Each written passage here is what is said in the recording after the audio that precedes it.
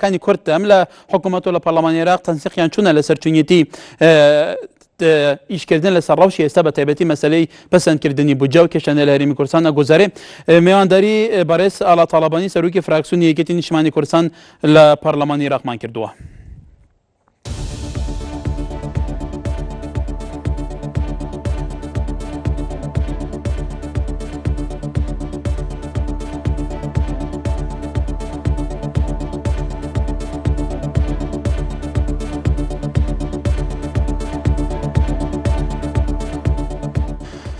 بەلاڵەخەن ئەم کاتەوە باش لەوە دەست پێ بکەین ئەو ڕەوشەی ئێستا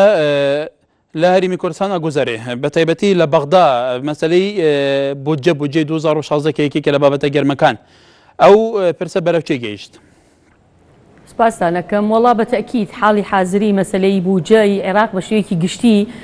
لە مانگی کۆتایی مانگی دا و زیاتر لە مانگی 11 بێتە بابەتێکی گرنگ لە پەرلەمانی عێراق بە گشتی مەسەلەی بودجەوە تەبیعی ئێمەش وەکو نوێنەرانی کورد لە بەغا مەسەلەی پشکی هەرێمی کوردستان 70% ئەم بودجەیە کە نەک تەنها مەعاشەگرێتەوە بەڵکو پارەی تەنمیەی ئەقالیمە، پارەی ینی 70% دەرمانە، خۆراکە، ئەمە هەمووی ئەگرێتەوە. ئێمە لە ئەولەوێتی کارەکانمان بۆ هەموو ساڵێک و بە تەکید ئەم ساڵش، بەڵام ئەم ساڵ جیاواز لە ساڵەکانی تر کۆمەڵێک گرفت هەیە. یەک لەوە ڕەوشی ناوخۆی هەرێمی کوردستان، پەیوەندی سیاسی، پارتە سیاسیەکان، حزبە سیاسیەکان لە ڕەوشێکی باشانیە، بگرە گرژ و ئاڵۆزی هەیە، بە تایبەتی ڕێگە نەدان بە سەرۆکی پەرلەمان بچێ بۆ دەوام، داواکردن لە حزبێکی شەریک لە حکوومەتی کوردستان کە وەزیرەکانیان بکشێنەوە بە بڕیارێکی یەکتەرەفانەی یەک حزبی تر، ئەمانە حتمەن تەئسیراتی خۆی ئەبێ هەرچەندە ئێمە کەواتە ئەو ڕەوشەی ئێستا لە هەرێمی کوردستانە هەیە کاریگەری لەسەر ئەرک و ئیشەکانتان کردووە لە بەغا؟ بەتەکید ئێمە نەمان هێشتووە تەئسیر لەسەر ئیشەکانمان بکە، بەڵام بمانەوێت نەمانەوێت ئێمە پێویستیمان خۆمان بەوە هەیە کە یەکوتار بین بەرامبەر باقیاتی. ینی ئێستا گرنگترین مەسەلەوەی جەنابەت وروژاندت مەسەلەی بودجەیە. بودجە لە مەجلیسی وزەرای عێراقی لە ئەنجومەنی وەزرای عێراقی تاوتوێ کراوە و دێت بۆ پەرلەمان. جارێکی تر ئەو ئیتیفاقیە نەوتەیی کە حکوومەتی هەرێم لەگەڵ بەغا کردی کە دواتر هاتە ناو یاسای بودجە و جێبەجێ نەبوو ئەم هەموو قەیرانەی لێکەوتەوە بە هەمان سیاغە لە ناو بودجەی ئەم ساڵیش دانراوەتەوە. خۆتانزان سەرۆکی پەرلەمانیش دوێنێ عینی تەسریحی داوە کە ئەڵێ 70% هەرێم لە ناو بودجەیە هەیە، بەڵام ئەمە بەسراوەتەوە جارێکی تر بە 550,000 بەرمیل نەوتەکەی هەرێمی کوردستان کە نەوتی هەرێم و نەوتی کەرکووکە. پرسیار لێرەیە ئایا حکوومەتی هەرێمی کوردستان پابەند دەبێت چونکە کە بوو بە یاسا و هاتە ناو پەرلەمان، یعنی کە هاتە پەرلەمان ئەبێ بێ بە یاسا. ئایا مووقیفی ئێمەی نوێنەرانی کورد چییە؟ دەنگ بدەین بۆ ئەم یاسایە، بۆ ئەم پرۆژەی بودجەیە حکوومەتی کوردستان 550,000 بەرمیل ئەدا بە بەغایان نایدا وەکو پێشووتر کردی. ڕاستی ئەمە گرفتێکی گەورەیە و قسوور لێرە تا ئەم دقەیە لە حکوومەتی هەرێمی کوردستانە. ناکرێ ئەم حکوومەتی هەرێمی کوردستانە لەگەڵ ئەو هەموو قەیرانەی هەیەی وا بە چاوێکی ئیهمالیشەوە بڕوانێتە بەغا ئاخر لەحزەکان نازانین ئێمە بڕیارە وەفدێک بێ بۆ بەغا، ئەم وەفدە چی لە بەرنامەیەتی ڕێکەکەوێتەوە لەگەڵ بەغا ڕێکەوتنیامێکی تازە. بەڵێ ئاڵەخان باسەوەیەکی وەفدێکی حکوومەتی هەرێم سەردانی بەغا بکە، هەروەها وتەبێژی حکوومەتی هەرێمیش ڕایگەیاند کە پێویستە ڕێکەوتنێکی نوێ لە نێوان بەغدا و هەولێر ئەنجام بدرێ. ئایا هاتنی ئەم وەفدە کە پێشتری زۆر سەردانیەوە بۆ کاریگەری دەبێت لەم ڕەوشەیە؟ نابەتەکید زۆر گرنگە ئێمە دەمێک کە داواکەین ئەم وەفدە بێت بۆ بەغا، بەڵام دەبێت ئێمە ئاگادار بین و بزانین ڕێکەوتنێک لەگەڵ بەغدا ئەکات لەگەڵ وەزارەتی نەوت تەحدیداً حتمەن ڕێکەوتنەکە نەوتە چکە بەداخەوە ئێستا کورد هیچی نەماوە لە بەغا، نەمادەی 140 ماوە، نە ناوچە دابڕاوەکان ماوە، نە کێشەی پێشمەرگە و تەسلیح و تەجهیز ماوە، ئیسە بەس مەسلەی نەوتمان ماوە چونکە قوتی خەڵک ڕەبتووە بەم نەوتەی کە بەداخەوە حکوومەتی هەرێمی کوردستان وەکو قومار یاری پێ ئەکات. ڕۆژێ لەگەڵ بەغدا ڕێکەکەوێ، ڕۆژێ ئیتیفاقەکەی لەگەڵ بەغاتێکەدا، بۆیە گرنگە ئەم وەفدە بێت بۆ بەغا حتمەن ئیتیفاق بکات لە بەغا لەگەڵ بەغا ئیتیفاقێکی تازاکە هەرچیەکە گرنگەوەیە حکوومەتی هەرێمی کوردستان کاتێک ئێمە سەرۆکی فراکسیۆنەکان بە تایبەتی نوێنەرانی کورد ئەماوت کە ئێمە تا ئێستا پێویستمان بە بەغا هەیە هەرنا بۆ زەمانکردنی 70%، بۆی خەڵک موچەی خۆی وەڵگرێ، حکوومەتی هەرێمی کوردستان و هەندێک پارتی سیاسی ئێمەیان نازانم جاری وابوو بە عێراقچێتی، جاری وابوو ئیتیهاممانیانە کرد کە ئێمە خەتی نانەتەوەییمان گرتووە. کەس نییە نەیەوێ هەرێمی کوردستان اقتصادی خۆی هەبێ، ئازاد بێ، نەوتی خۆی بفرۆشێ، بەڵامەوە ئیسپات بوو لە ماوەی ڕابردوو کە بە بێگەڕانەوە بۆ بەغا یان فرۆشتن نەوت لەلایەن هەرێمەوە بە قەرارێکی یەکلایەنە نەیتوانی معاشی خەڵک دابین بکە. بۆیە ئێمە تەنها پرسەکەمان ئەوەیە، ئێمە پێمان وایە تا ئیستا ئێمە پێویستمان بەوەیە لەگەڵ بەغدا ڕێککەوین، بەشێکی ئەو نەوتە لە ڕێگەی سۆمەوە بڕوا بوو ئەوەی تۆ ئیستیحقاقی خۆت، ئەمە حەقی خۆمانە، ئەمە بەغا خێرمان پێ ناکە، ئیستیحقاقی خۆمان وەرگرین. بەڵێ کەواتە بەڕێی تو کێ بەرپرسە لەوەی کاوە ڕێککەوتنەی لە نێوان بەغدا و هەرێم جێبەجێ نەکراوەکو خۆی ئەوەی لە ساڵی ڕابردوو ڕوویدا یان با بڵێن لەم ساڵا لە بودجەی 2015 هەردوو لایەن بەرپرسن حکوومەتی هەرێمیش لە مەرحەلەیە لە مەرحەلەکان پابەند نەبوو دواتر بڕیاریدا کە بە هیچ شێوەیەک نەوت نەنێرێ حکوومەتی عێراقیش بە حجەتی نەبوونی سیولە هەمان شت بەڵام بۆ ئاگاداریتان یان ئێمە هەموو کاتێک کە ئەمە بە ئەرکی خۆمان ێزانین و کردومانە هەموو فراکسیۆنەکان کە زەختمان لە حکوومەتی عیبادی کردووە بۆ مەعاش نانێری بۆ پارە نانێری بۆ هەرێمی کوردستان وەڵامەکەیان ئەوەیە بڕۆن ئەوە ئینتاجی نەوتە لە وەزارەتی نەوت وەریگرن جێگری وەزیری نەوت لە خۆتانە وەزیری مالیەش کوردە بڕۆن لێی پرسن بزانن داهاتی نەوت چەنە لە عێراق پارە چەند دێتە ناو سندوقی عێراقەوە چەند دێتە بانقی مرکزیەوە چۆن سەرفەبێ و عێراق ئەمڕۆ شەڕی تێرۆر و شەڕی داعشی هەیە ئەولەویەت بۆ شەڕە بۆ حەجدە بۆ ئەم شتانەی ترە لەبەرەوە حجەتی بەغا ئەوەیە کە تۆ نەوتم نەدەیتی منیش سیولەم لە بەردەست نییە ناتوانم پارە بۆ هەرێمی کوردستان بنێرم بەڵێ تو باسی هەندێک لایەن کێکیاندە لایەنی سیاسی ئێوە تۆمەتبارێکم بە عێراقچێتی هەندێکی لە هەندێک هەتا ئەکرا ئەو لایەنە سیاسی نەبزانین چییە وڵای ئێمە زیاتر بەداخەوە ینی برادرانی پارتی دیموکراتی کوردستان کاتێک ئێمە باس لەواکەین کەوا حەقە ئێمە لەگەڵ بەغا خەتێک بێڵینەوە بە دوو لایەن ئیش بکەین ئەوەی چی پێڵێن بە دوو قاچ ئیش بکەین هەوڵ بدەین اقتصادی استقلالی خۆمان هەبێ دەرگای تر بکەینەوە بۆی هەمیشە ئاوا چاومان لە بەغانە بێ ئەمە دەمێکە ڕێی یەکێتی نیشتیمانی کوردستان و هەموو هێزە نیشتیمان پەروەرەکانی ترە بەڵام لەم کاتەیە لەم لەحزەیە من پێم وایە هەموو لایەکمان ئێستا بۆمان دەرکەوتووە ئەوە تا حکوومەتی کوردستان خۆی کە ئیتیفاقەکەی شکان و نەوتی بەلایەنە فرۆش ئەوە تا فەرموو وەفدی دێ بۆ بەغا و ئیتیفاقێکی تر لەگەڵ بەغاکە ئەمە دلیلی ئەوەیە کە قسەکەی ئێمە لە سەرەتاوە ڕاست بوو کە ئێمە دژی ئەوە نین کوردستان سربەخۆی اقتصادی خۆی هەبێ بەڵام لەم کاتەیە تو هێشتا پێویست بەوە هەیە لەگەڵ بەغدایە ڕێکەوتنیەکەت هەرنا بۆەوەی موچەی خەڵک لەگەڵ خۆی بگا بەڕاستی جێگەی نیگەرانیە حکوومەتی هەرێمی کوردستان تایسە بە جدی ئاوەڕی لە داواکاری متەظاهرین نەداتەوە استیهزا ئەوە سەیری ئەم داوای خەڵکەکە تو باسی چند قەیرانێکت کە چند کێشەیەکی لە ئێستا هەرێمی کوردستان و لە عێراق پێت وایە هاتنی وەفدی هەرێم بۆ بەغدا لە ئێستادا بتوانێت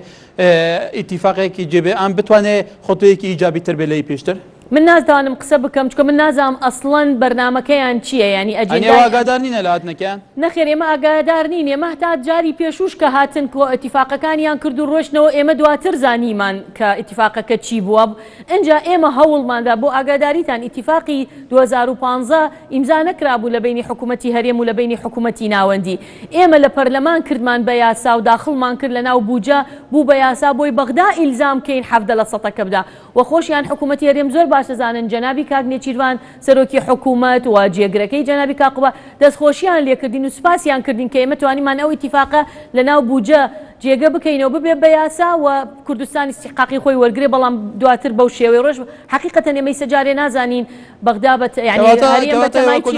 لە پەرلەمانی عێراق بوو بەشداری کۆبوونەکانی نێوان هەرێم و بەغدا ناکەنەوە کۆتواڵێ کە لە پێشتری شاشتی وڵا ئێمە کە لە بەغدا ئەپرسین ئەڵێ هەواڵانی ئێوە کە دێن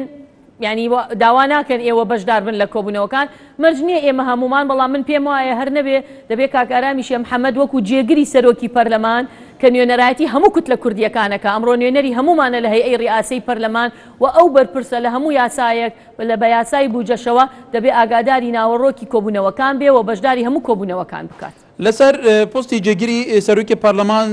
ئارام شێخ محەممەد ئێستا پارتی باسەوەکە کە ئەوە ئیستیحقاقی پارتیە ئەنی هەوڵێکە لەلایەن پارتیەوە باسەوەی کرێت کە بۆ لێستنەوەی ئەو پستە لە بزنەوەی گۆڕان سەرنجێوە چێ لەسەرمە وڵای موکوێکێتی نیشتیمانی کوردستان لە سەرەتاشەوە کە ئەم پۆستانە دابش کرا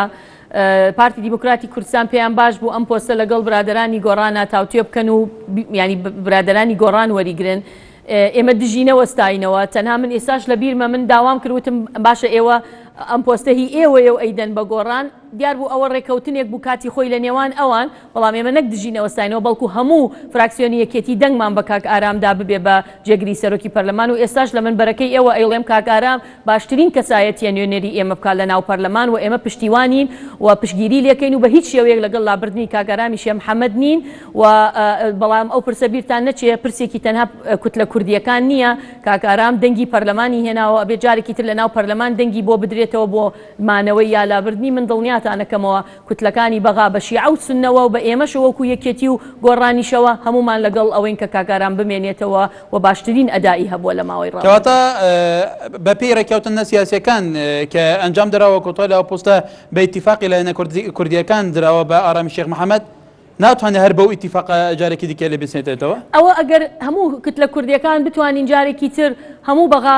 پۆستەکان تاوتێ بکەینەوە ینی بۆ نمونە اتیفاقێک بووە سەرۆک کۆماری تیا ڕۆیشتوە جێگری سەرۆکی حکوومەت بووە وەزارەتەکان دابەش کراوە بەم اتیفاقە بووە ئەگەر بکرێتەوە ئەمە هەمووی بگۆڕیتەوە بە جارێکی تر حیزبە سیاسیەکان دانیشن بەیەکەوە نقطەکانی کورچەنە بیانەیە پۆستەکان گۆڕنە ئەو مەسلەیەکی تەمام پێم وانە ئەم مەسلەی ئیسەوارد بێەوە کەسیش باسی کردبێ و لەگەڵ ئێمەش باسییان کرد منەوەی تێگەیشتم ئێستا ئەمە تەنها پارتی دیموکراتی کوردستانە چۆن لە هەولێر با بڵێن ئەو گێچەڵەکراوە بە وەزیرەکانیان و هەوڵدراوە لە تەنانەت سەرۆکی پەرلەمانیش کە بە شەرعی و ئەویش بەدەنگ سەرۆکی پەرلەمانی کوردستانە لە پۆستەکەی دوور بخرێتەوە پێم وایە ئەمەش هەوڵێکی لەم جۆرەیە بەڵام بەڕاستی ئەمە کوێکەتی نیشتیمانی کوردستان لەگەڵم هەوڵە نین لە بەغدا و لەگەڵەوەی کاکارام لە پۆستەکەی خۆی بمێنێت هیچ سەرنجێکتان لەسەر ئیش و کار و ئەدای جێگیری سەرۆکی پەرلەمان هەیە من پێشتریش وتم ئیستەشەیڵێمەوە ئێمە زۆر رازین لە ئەدایی و کاکارام دەورێکی ئیجابی زۆر باشی هەبووە لە بەغا لە ماوەی ڕابردووە بۆ تاکیدیشت بۆ ئەەکەمەوە من سەرۆکی کوتلەم پەیوەندیم لەگەڵ سەرۆکی کوتلەکانی تری شیعە و سونە و هەموو لایەنەکان زۆر پچەوە پرسیاری هەمووشیانم کردووە هەمویان پێیان وایە کە کاگارام کەسایەتێکی زۆر بەتوانایە و ئەدایکی زۆر باشی لە بەغدا هەبووە. وەێ ئاڵەخەن تو وەکو ئەندامێکی سەرکردایەتی نیشتیمانی کوردستانیش ئەو ڕەوشی ئێسای لە هەرێمی کوردستانە گۆزارەیەکە بینە سەر پرسی هەرێمی کوردستان ئێوە خوێنەوەتان چییە بۆ ڕەوشی ئێستا هەرێمی کوردستان بە تایبەتی مەسەلەی سەرۆکاتی هەرێم من وەکو یەکێتی نیشتیمانی کوردستان لێرە قسەت بۆ کەم نەک وەکو پەرلەمانی عێراق من ڕێی مەکتەبی سیاسی و سەرکردایەتی یەکێتی نیشتیمانی کوردستانەوە چەند جارێکیش بە ئاشکرا قیادەی ئێمە باسی کردووە پرسی سەرۆکایەتی هەرێم پرسێکی یاسایی بەحتە تەنانەت من لە بەغداش کە پرسیارم لێکرێت چ لە بەعسە دیبلۆماسیەکان چ لە سەرۆکی کوتلە عەرەبیەکان و سەرۆکایەتیەکان پرسێکی قانونیە ینی هەمومان نەزانین ئەمڕۆ ئێمە پێویستیمان بە مەخرجێکی قانونیە بۆی بتوانین جەنابی کاک مەسعود بکەینەوە بە سەرۆکی هەرێمی کوردستان ئەمڕۆ ئەم مەخرجە قانونیە نییە بە تەوافق پێویستی بەوەیە جارێکی تر ئیعادەی نەزەر من پێم وایە بە هەموو پۆستەکان بکەینەوە یان ئەگەر پارتی دیموکراتی کوردستان و جەنابی کاک مەسعود تەحدیدەن مەبەستێتی لە پۆستی سەرۆکی هەرێم بمێنێتەوە بەڕاستی ئەگەر ئەمە بە تەوافقە ئەبێ جارێکی تر چاوپێخشانن بە هەموو پۆستەکان بکەینەوە ینی بۆ نمونە هیچ نەبێ سەرۆکی حکوومەت بچێتە لای حزبێکی تر بگۆڕدرێتەوە لەگەڵ پەرلەمان ینی ئەگەر اتفاق لە دەرەوەی یاسایە ئەبێت چاوپێخشانەوە بە هەموو پۆستەکان بکرێت ئەگینا بەدەر لەوە دڵنیا بن ئێمە کێشەکەمان کەسایەتی کاک مەسعود نییە کاک مەسعود کەسێکی بەڕێزەوە ئێمە نامانەوێت هیچ شتێک بەرامبەر کەسی کاک مەسعود قسە بکەین کە کەسێکی نەشیاوە بەڵام حەقیقەتەن ئەمە مشکلەیەکی قانونیە ینی خۆتان نەزانن لە بەغدا سەرۆکی کۆمار بەپێی دەستور بۆی هەیە دوو جار سەرۆکی کۆمار بێ جەنابی مامجەلال دوو دەورە سەرۆک کۆمار بوو ئەگەر نەخۆش نەبوایە هیچ قووەتێک نەبوو جارێکی تر بهێڵێ لە دەرەوەی قانون و بە تەوافقاتیش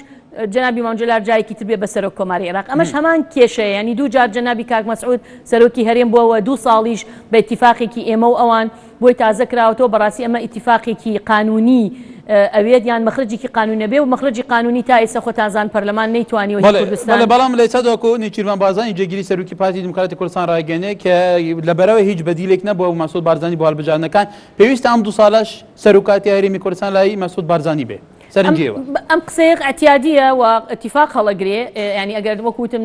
برادرانی پارتی هەواڵانی پارتی لەگەڵ ئەوەن کە ینی ئەمە خلافی ئەو قسەیە کە جەنابی کاک مەسعود خۆی لە خیتابێکی پێشاوتێتی وتی من داوام نەکردووە بمێنمەوە ئەمە ینی با بڵێن ئێستا بە ئاشکرا قسەکردنە لەسەرەوەی کە کاک مەسعود بەدیلی نییە و هەر دەبێ ئەو بێ ئەمە دەبێ حیزبەکان دانیشن ئیتیفاقی سیاسی لەگەڵ بکەن و پۆستەکانی کوردستان جارێکی تر دابەش بکرێتەوە. بەڵام لەم ڕەوشە ئێستا کە ئێستا شەرکوبوونەوەی لە بینی لایەنەکان مەعادە کۆبوونەوەی بینی گۆڕان و پارتی لە ڕۆژەبدانیە کە ئەم ڕەوشە دوتە پێشەوە زیاتر بینی ئەم دوو لایەنە لە یەکتر دوور کردوتەوە ئایا هیچ نەخشە ڕێگایەکتان هەیە بۆ ئەوەی کە ئەم دووخە بخرێتە سەر ڕێی ڕاستەقینەی خۆی چارەسەر بکرێ؟ من پێم وایە هەمومانە بێ بەیەکەوە دانیشین خەریتەی طریقێک دابنین نەخشە ڕێگەیەکەوەی جەناب تەیڵەی من یەکێتی نیشتیمانی کوردستان زۆر بەجددی کار لەسەر ئەم مەوزوعاکە و پێم وایە لە ئایندەیە یەکێتی هەوڵ بدا بۆ هەر سێ سەرۆکایەتیەکە نەخشە ڕێگایەکی هەبێ و بیخاتە بەردەم هەموو لایەکان چکە حەقیقەتەن ئەم قەیرانەی کوردستان ڕۆژ بە ڕۆژ قوڵترە بێتەوە و تەئسیری کردووە و تەئسیری لە سومعەتی هەرێمی کوردستانیش کردووە ئێمە دوێنێ لە کۆبوونەوەی کۆنفرانسێکی نێودەوڵەتی زۆر گەورە گەڕاینەوە من و کاک شێخ ئارام و کۆمەڵی پەرلەمان سەرۆک کوتلەی بەغا لە کۆبوونەوەی پەرلەماناتی نێودەوڵەتی بووین ڕاستە کۆبوونەوەکەی وەکو عێراق ڕۆیشت بووین بەڵام لەبەرەوەی من و کاکارام کورد بووین و لە دوو حیزبی دیاری کوردستان بووین هەرچی وەفدەکان و سەرۆکی پەرلەمانی وڵاتانە کە ئەمان بینین پرسیاری ئەم ڕەوشەی کوردستانیان لێکردین و لە خەمی ئەوە بوون کەەوە کوردستان ناوچەیەکی ئارامە و هەوڵ بدرێ ئەم ڕەوشەی ئیسە چاک بکرێەوە سەقامگیری و ئاسایش بگەڕێتەوە بۆ کوردستان. کەواتە ئەو هەرێمەی کوردستانە کە لە 19 ئابەوە پۆستی سەرۆکاتی هەرێمی کوردستان کوتەیە پاتەوە بە پێی یاسا و سەرۆکی پارلەمانی کوردستانی چەندین ڕۆژارەگیری لێکراوە نەچوتەوە سەر ئیش و کارەکانی خۆی لە پەرلەمانی کوردستان لە هەولێری پایتەختەوە.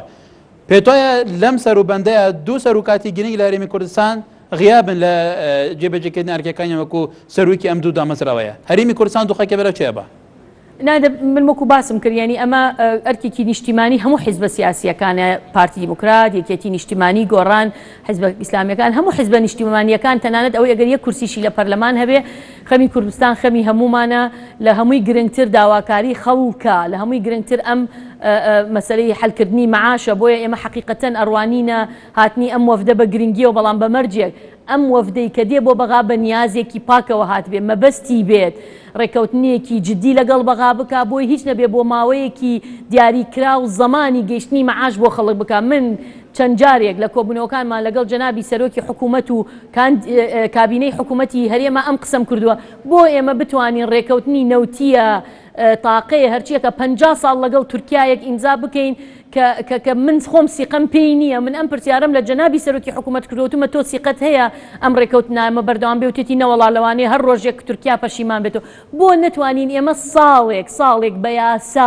یاسایەکی موازنە کە هەموو پەرلەمان دەنگی لەسەردا ئەبێ بە ئیلزام بۆ نەتوانین ساڵێک لەگەڵ بەغایە لەگەڵ پەرلەمانە لەگەڵ حکوومەتە ڕێکەوین خەڵک لە کاتی خۆیان معاشی وەرگێ و پێشمەرگە لە کاتی خۆی معاشی وەرگێ. بەڕاستی ئەمە داوایەکە و ئەمە لە منزوری خیبرەی چەند ساڵمانەوە لە بەغاوە پێی گەیشتون. هیوادارم ئەم وەفدەی کە دێ بۆ بەغا بە نیازێکی پاک و بەجددی بێت ڕێکەوتنێکی تازە لەگەڵ بەغدا ئینجا. بەڵێ کەواتەوە بەرپرسەرەتی لە هەرێمی کوردستانە کە تو باسەکەی جێبەجێکردنی داواکاری خۆ پیشاندەرانە و قەیرانانەی لە هەرێم هەیە بە تایبەتی بوونی موچە و پێنەدانی موچەی فەرمانبەران لە ئەستوی کام لایەنی سیاسی هەرێمی کوردستاندایە؟ من پێم وایە هەمومان شەریکین لە مەوزوعە. بەڕاستی کەسی لێ نەبینە درەوە ڕاستە مەلەفی اقتصادی یان مەلەفی نەوت ڕەنگە پارتی دیموکرات زیاتر دەستی بەسەرا گرت بێ یان قەراراتێک مەسەلەن قەراری دوورخستنەوەی حیزبێکی معەیەن تەنها پارتی داویەتی ئێمە شەریک نین لێی وەکو یەکێتی بەڵام بەڕاستی حەلکردنی کێشەی خەڵک هەمومان مەسئولین مادام هەمومان چوونەتە انتخاباتەوە نوێنەرمان لە پەرلەمانی کوردستانەیە نوێنەرمان لە حکوومەتێ هەمومان مەسئولین لە دابینکردنی ژیان و گوزەران و ئەمن و ئاسایش بۆ خەڵکی کوردستان. کەواتە لە پێکەنانی حکوومەتێک کە گۆڕانتیە بەشدار نەبێ ئێوە وەکو یەکێتی ئامادەن لەو حکوومەتە بەشدار بن؟ نا من پێم وایە ئێمە بە ئاشکرا وتومانە وەزعی کوردستان هەمان وەزعی عێراقا ئێمە پێویستیمان بە حکوومەتی شەراکەت و حکوومەتی تەوافقی نیشتیمانی هەیە. کەواتە هاونەرینە لە وەکو چار لە سیاسێکە بێجگە لە پارتی لەسەر ئەو پرۆژانێک کە تەقدیمی پەرلەمانی کوردستانتان کردووە بۆ چونێتی چارەسەرکردنی پرسی سەرۆکاتیارێ؟ وڵا یەکێتی لە سەرتاوە پرۆژەی هەبووە یعنی وە متەمەسکی ئێمە بەو پرۆژەی کە لە یەکەم ڕۆژەوە لە پەرلەمان تەقدیممان کردووە لە کوردستان بۆ چارەسەرکردنی ینی پرسی سەرۆکایەتی هەرێم بەڵام وەکو وتم ئێستا پرسەکە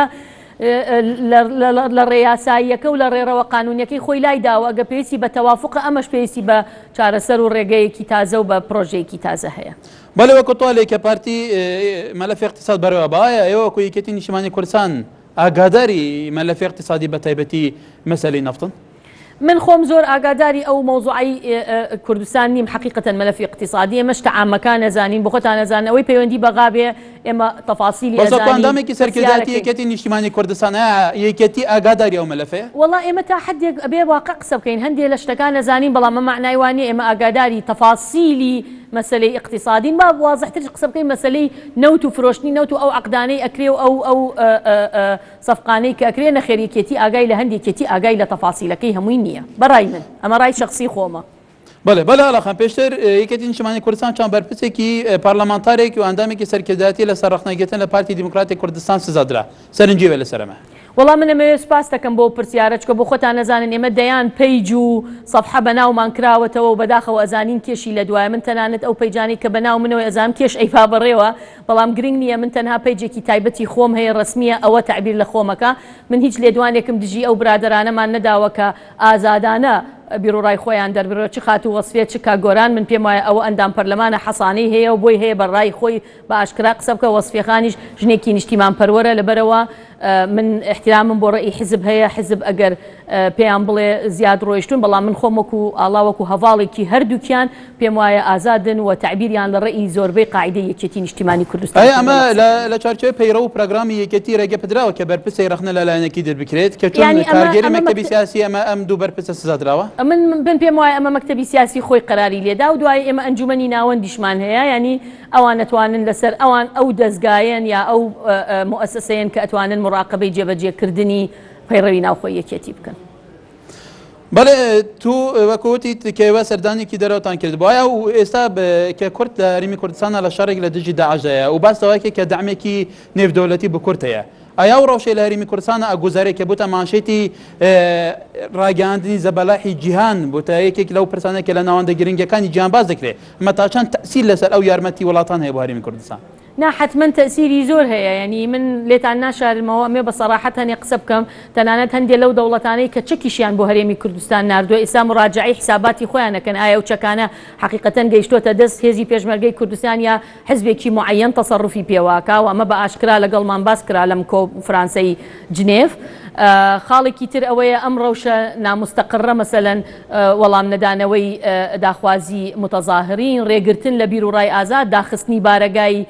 تەلەڤیزیۆن و کەناڵە ڕسمیەکان ئەمانە حتمما تەئسیر لە سومعەتی هەرێمی کوردستانەکە و پرسیارمان لێکراوە. من پێم وایە ئێمە نمونەیەکی جوانمانداوە لە هەرێمی کوردستان لە ژیانی مەدەنی و دیموکراسی و بیر و ڕای ئازاد حەقە بە هەمومان پارێزگاری لێ بکەین و ئەمە تەئسیر نەکا لەوەیکەوە ئەو بۆچوونە جوانەیان ئەو نەزڕەی کە لەسەر هەرێمی کوردستان هەیە بیرمان نەچێ هەرێمی کوردستان ئەمڕۆ کۆمەڵێ دەستگای نێودەوڵەتی تایە ئەمڕۆ کۆمەڵێ دەستگای UN و مؤسساتی مافی مرۆڤی تایە کە راپۆرتە نووسن ئەو راپۆرتانەی کە ئەوان ئەینووسن لەسەر هەرێم و لەسەر بەغداش من لە جنێف چوومە مەقەڕەکانیان بینیم بەڕاستی ئەو ئینتیهاکاتانە یان ئەو لادانە لە مافی مرۆڤ یان لە گرتن و سجنکردنی ڕۆژنامە نووس و داخستنی باراگاکان چۆتە زمنی تەقاریرەکانیانەوە. کەواتە زۆر جار بەرپرسەکانی هەرێمی کوردستان یەکێک لەو پرسانەی کە زۆر بەباشی باسەکەن ئەوەیە کە هەرێمی کوردستان ناوچەیەکی جیاوازە حتا باسەوەکە لە ڕۆژهەڵاتی ناوەڕاستیش ناوچەیەکی جیاوازە لە ڕووی دیموکراسی کەرانەوە و ئازادیەکان تا دوای کێ بەرپرسە لەم ڕەوشێکە لە هەرێمی کوردستاندا دروست بووە؟ من پێم وایە هەمومان بەرپرسین با خۆمان کەسمان بە دەرەجەیەک لە دەرەجەکان بەڵام حتمما ینی ئێمە پێمان وایە برادەرانی هەواڵانی پارتیمان زۆر جار لە بەغداش لە هەموو شوێنەکان ئەوەمان بگوێنەوە کە ئەوان حزبی زۆرینەن هەندێک جار هەر مصطلحی حزبی قاید بەکارێنن بەڕاستی حزبی قاید دەبێ حزبی قاید بێ ئەبێ ئەو دائیمەن چاوی لە باقیات بێ ئەگەر وایە و ئەو دائیمەن زیاتر لە هەموو لایەک نەرمی بنوێنێ و خەمی ئەمن و استیقراری بێ بەڵام جارێکی تر تەکی دەکەمەوە هەر ئەوان نین مادام ئێمە بڕیارمان داوە بەشێکی لەم حکوومەتە هەموو حزبەکانی کوردستان بە پارتی و یەکێتی و گۆڕان و هەموو لایەنەکانەوە جزئێک لەم مەسئولیەتە ئەگرنە ئەستۆی خۆی چ لە پاراستنی سومعەتی هەرێمی کوردستان و چ لە حەلکردنی قەیرانەکان بە ڕێگە و شوێنە قانونیەکان بۆەوەی ئێمە کاتێک ڕخنە لە بەغا ئەگرین ئەو ڕخنانەی لەوێمان گرتووە نەیەتە سەرخۆمان کە بەداخەوە ئێستا ئەو ڕخنانەی ئێمە لە بەغدامانەگەر لە ئیدارەی بەغا لە پرۆسەی سیاسی لە تەمەسوک بە کورسی و بە جێنەهێشتنی کورسی خەریکە لە هەرێمی کوردستانیش دووبارە ئابێتەوە. بەڵێ بەشێکیدا لەسەر وڵاتانی جیهان بە تایبەتی ئەمریکا کە خاوەن نفوسە و بەرژەوەندی هەیە و کاریگەریش هەیە لەسەر هەرێمی کوردستان ئەمریکاڵێ باسەوەکێک کە ئەمریکاڵێ مەسعود بارزانی تا ئێستاش وەکو سەرۆکی هەرێمی کوردستانە تا ئەو کاتەی لایەنە سیاسیەکان بگەنە چارەسەرێک سەرنجیەوە. بەڕاستی من نازام لە کوێ ئەم تەسریحانە دراوە چکە ئێمە و تەسریحانەی کە بە ڕسمی بە فەرمی دەرەچێ بە تایبەتیوانی کە لە سەفارەی عێراقی لە بەغا دەرەچێ ئێمە وەکو سەرۆکی فراکسیۆن بە ئیمێل نوسخەیەکمان بۆ دێوە سەردانەکانیشیان کە بۆ هەرێمێکین دواتر ئێمە ئاگادارین لە ناوەڕۆکەکانیان هەر نەبێ بەشێکی ڕحتیمالە لە هەموو دنیای هەموو کۆبوونەوەیەک ناوەڕۆکەکەی هەمووی ئاشکرا نەکرێ ئەوەی بەلای ئەمریکیەکان و بریتانیەکان و تەحالفی نێودەوڵەتیەوە گرنگە کە بالفعل هەرێمی کوردستان مستەقرترە لە بەشەکانی تری عێراق ئەو فەوزایی لە عێراقەیە لە ڕووی جەیش و حەشد و ئەم مەسەلە و ئەو منازعاتانە یان ئەو تێنەگەیشتنی ئێستش لە نێوان شیعە و سونەیە لە هەرێمان نییە هەرێم هێزێکی پێشمەرگەی منەظەمی هەیە ئەو هێزەیکەوە شەڕێکی ئازایانەی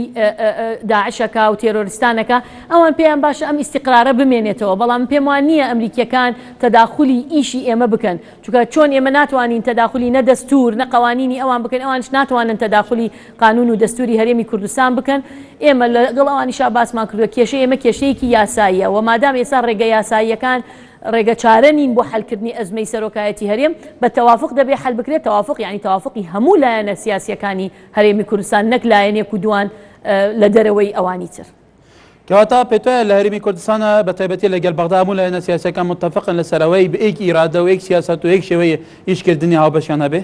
من پێم وایە بەدیلمان نییە، ینی ئێستا لە بەغا لەگەڵ ئەو هەموو لێکتیە گەیشتنا لەگەڵ ئەو هەموو خلافاتەی لە بینی شیعە و سونە هەیە، لە ناو شیعە لە بینی کوتەل هەیە، حالی حازری لایەکی شیعە احتیمالە ڕازی نیە لە ئەدای سەرۆک وەزیرانی ئێستا حەیدەر عەبادی، لەگەڵ ئەوەشە کورد خلافی هەیە، موازنە نایە، پارە نەگەیشتووە، لەگەڵ ئەوەشەوە هەمومان متفقین کە ئێمڕۆ عێراق هێشتا بە حکوومەتێکی شەراکەتی نیشتیمانی ئەڕوا بڕێوە، حتمما لە هەرێمی کوردستان ئەم داوایە ئەم بۆچوونە قوڵترەوە زیاترە. ئێمە تا ئیستا ئەم دقەیەم پێم وایە حکوومەتی هەرێمی کوردستانیش حکوومەتێکە بێ بە اتفاقی هەموو لایەنەکان بڕوا. کەواتە مەبێژ گە لە هەرێمی کوردستان لە بەغدا نونەرەکانی کورد بە پەرلەمانتار بە مدیر عامەکان بە وەزیرەکان بەو هەموو بەرپرسانێ لە بەغدانە، ئایا خۆتان لە بەغدا ئیرادەیەکی هاوبەشتان هەیە بۆ چوونیەتی ئیشکردن لەوێ؟ دڵنیا بە هەمانە، ینی ئەگەر نەشمانتوانی بێ بەردەوام بە مەزبوطی کۆبینەوە، بەڵام دڵنیا بە هەموو حیزبەکان من لێرەوە ئێڵێم پارتیش و یەکێتی و گۆڕان و هەموو لایەنەکان کۆمەڵ یەکگرتو حەریز بووینە لەوەی تا ئێستا لە بەغا لێکترازانمان لە نێوان دروست نەبێ، ئەمە معنایەوە نییە خلافمان نیە، ئەمە ئەحزابی جیاین ئایدۆلۆجێتی جیامان هەیە، ڕەنگە لە پرسی هەندێ مەلەفا بۆچوونی جیامان نەبێ، بەڵام دڵنیا بە قەدر الئیمکان هەوڵمان داوە یەکدەنگ لە ناو پەرلەمانە لە مەسەلەکانی تایبەت بە بەرژەوەندی کوردستان و هەرێمی کوردستان قسە بکەین و ڕێئیمان هەبێت. کەواتە پێشتر زۆر ڕەخنە لە مالێکی گەر بۆچوونیەتی ئیشکردن لەگەڵ هەرێم تەعاملکردن لەگەڵ هەرێم، ئایا هیچ جیاوازێک لە بینی عەبادی و مالێکی بەدیەکرێن لەم ڕوویەوە؟ ئەزانی ئەمانە ڕاستە دوو کەسی یەک کوتلن، لە ناو یەک کوتلش یەک حزبن، من پێم وایە لە زۆر شت لە یەک جیاواز نین، بەڵام هەر یەکەشیان با بڵێن تەبیعەتی ئیشکردنی خۆی هەیە، ینی ئەبادی کابرایەکی ڕەنگە تێکنۆقراتی ڕقەمیە زیاتر وەک لە مالکی، بەڵام حقیقەتەن من بەش بە حاڵی خۆم وەکو سەرۆکی فراکسیۆنێک لە بەغا کە متابعی ئیشی عەبادیەکەم پێم وایە تا ئەم دقەیە حەیدەر عەبادیش پیاوێکی سەرکەوتوو نەبووە لە ئیدارەی کۆمەڵێ مەلەفات، هەرنا لە مەلەفی تەوافقی نیشتیمانی و ڕاگررتنی بەڵانس و لە مەلەفی شەڕکردنی داعشا تا ئیسە نەیتوانیوە پیاوێکی سەرکەوتوو بێ. بەڵێ هەڵەخەن ئەندامێکی سەرکرداتی یەکێتی و سەرۆکی فراکسیۆن یەکێتی لە پەرلەمانی عێراق سەرنجدان چییە لەسەر ئەوەی داخستنی نووسینگەکانی کەناڵی NRT لە هەولێر و دهۆک؟ وڵا ئێمە نوێنەرەکەشمان لە ناو لیژنەی سەقافەی یان ڕۆشنبیری و ئیعلامی عێراقا دەورێکی باڵای هەبوو لەوەی کە بەیاننامەیەک دەرکرا لەسەر ئاستی عێراقیش ئیدانەی داخستنی ئەو نووسینگانەمان کردووە، ئەمە ڕێی ئێمە هەموومانە وەکو یەکێتی نیشتیمانیش ئەمە پێمان وایە ئەو نمونە جوانەی کە لە هەرێم هەیە نابێ بشێوێنرێت، ڕێگە بگرێت لە سەرۆکی پەرلەمان بە قووەت کە نەچێت دەوام بکا کە ئەمە کەسێکی بە شەرعی هەڵبژێراوە، تەلیفۆن بکرێ بۆ وەزیری حیزبێک پێی بڵێ نابێت تۆ بەیانی دەوام بکەی، ئەمە ئەگەر لە بەغدا ڕووی بدایە بەڕاستی عینی زەجەیەکی گەورە و زۆر خراپتری لەمە ئەدایە، بەڵام ئێمە نەمانێشتووە لە بەغا ئەمە بەم دەرەجێ زەق بێت و ڕنگ بداتەوە، بەڵام ئەمە ئێمە نین، ئەمە ئەخبارە و دنیای نەقلەکە، بۆیە داخستنی بارەگاکانی NRTش ئێمە چ وەکو خۆم وەکو ئەندامێکی سەرکردایەتی و سەرۆکی فراکسیۆنێک لە بەغا دژیم و ئیدانەیەکەم، ئەمە نەک مەترسی بۆ دوا ڕۆژی بیر و ڕای ئازاد هەیە، بەڕاستی مەکوتم ئەمە نمونەی هەرێمی کوردستانی جیاواز کە هەموو جارێ شانازی پێوەکەین جیاواز لە مەنتیقەکە ناشرینەکە لە بەرچاوی کۆمەڵگەی نێودەوڵەتی. بەڵێ ئاڵا تاڵابانی سەرۆکی فراکسیۆن یەکێتی نیشتیمانی کوردستان لە پەرلەمانی عێراق لە مانکادا ئەندامی سەرکردایەتی هەمان حەس و زۆر سوپاس بوو بەڕێستان. ونهاجي نابو نشان عندما كمكتب سياسي